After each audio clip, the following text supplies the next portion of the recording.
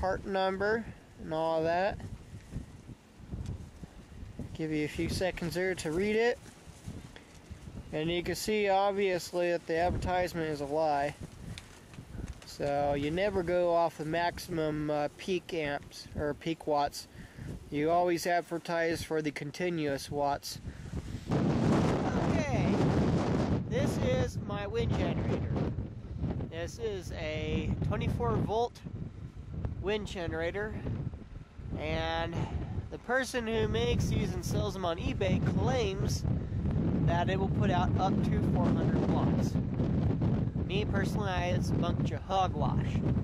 Right now we got about 35, maybe faster winds, and it's been like this most of the week. I've only been getting 2 to 4 amps. Now, if you want to do the math on that real quick, that is 36 to 72 watts. That's not even close. So, but anyways, I got this to charge my 12 volt battery system. It's got 24 volt charge controller, which I got hanging right there for the time being. And then I got my batteries in parallel, and oh shoot, I can't remember the other term for it, but yeah, I got 2 batteries set up for 24 volts, and then it reverses back to 12 volts for all the other appliances. So that way I can charge on 24 volts. But it was a cheaper way to go about it than getting a new charge controller. My personal opinion, even for $340, this was a ripoff. I don't know if you can see, but inside there, I've had to take the back panel off because there is a inside this coupling here, where the mount rotates, is a brush system for the wires to go down the middle of the pipe. And guess what they used for the brush system? Telephone wires. And before I could even wire up to my main cables going to the batteries, those wires were breaking. So, okay, this is the brush system I was telling you about. As you can see, telephone wires. They brought up here, they soldered into it. That's the ground wire. You know, only a fool would use this, expecting a quality product. You can see, you know, when I got it, a lot of these start breaking. Okay, this is very, very light wire. It's not designed for carrying a lot of power through them. And, yeah. My advice, I would just, if I end up getting one of these, I'd replace the guts inside of it and just use a housing. See, because this here ended up fitting into the collar for that coupling where it bolts onto the mast. And it fits right in there so that this turns without twisting up wires. Great concept and all, but the wrong way of going about it. Now, I pulled it apart. Let's see if I can get it apart so you can see what it looks like. But there we go. So basically they got the contacts. Whoops. Hey, we got a bit of gust coming through. We got a bit, you know, we got the contacts on this end. And, you know, that's, you know, great theory. I'd probably make something like this again, as long as I was using it for a telephone. You know, if I was going to use it for something like this wind generator, I'd most certainly use a lot heavier, you know, just a 3-wire.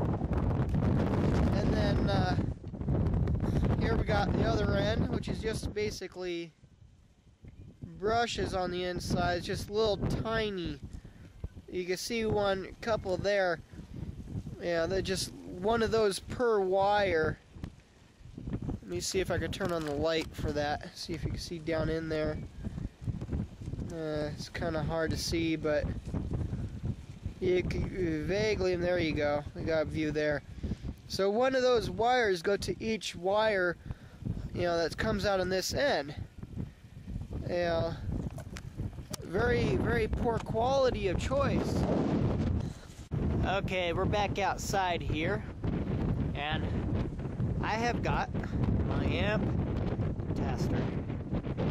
This will decide exactly how much power that this unit is putting out under these wind conditions.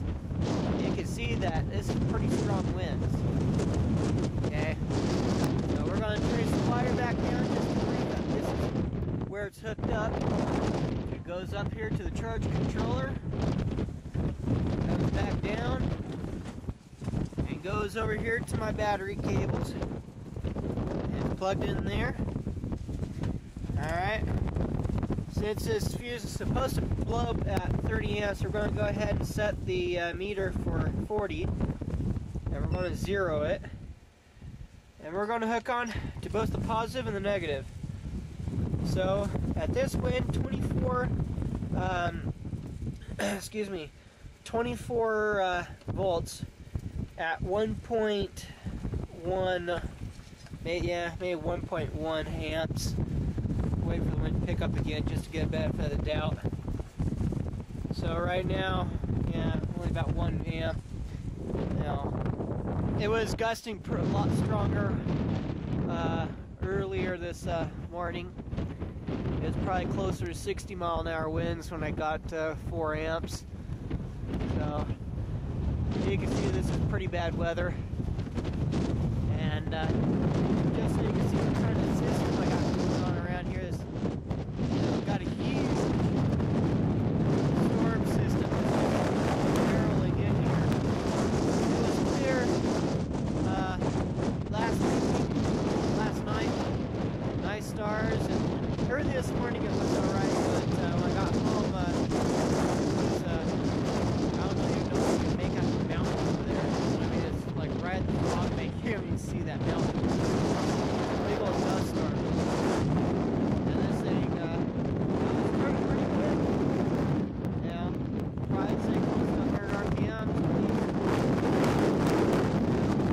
Okay, so this is the weather right now, and it's only been about 2 minutes since I went outside. There's a time frame right there, just so you know.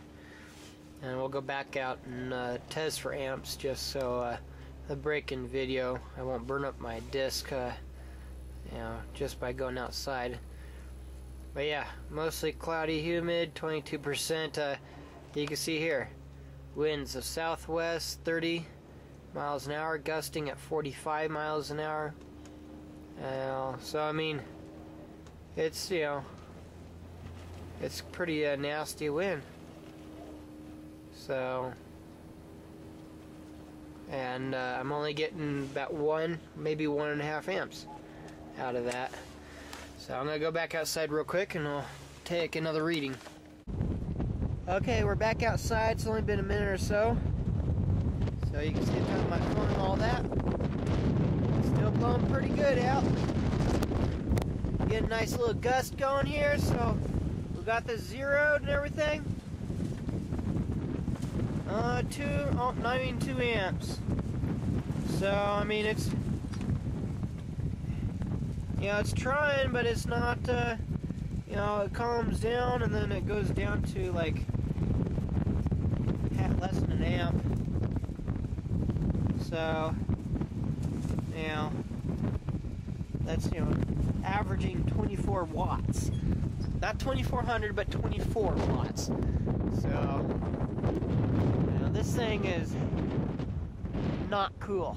You know, in case you don't know the calculations to figure out watts and amps, if you're going from volts, if you have to, but just the one calculation we need, okay, multiply 24 volts from our amps, and we get our watts. That's, you know, so it's pretty simple. And, you know, needless to say, this thing was made in China.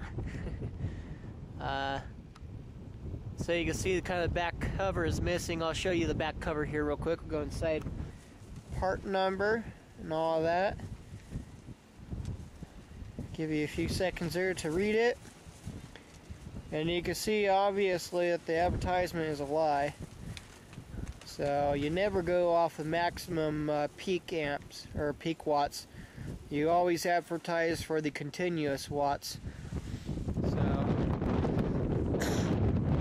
and that goes onto the back of that. But anyways, I'm gonna get out of the wind. And take care, friends. Don't buy this. Use great caution when you buy one of these units. And try to find somebody who already has one and get their opinion of it. So, do not buy this.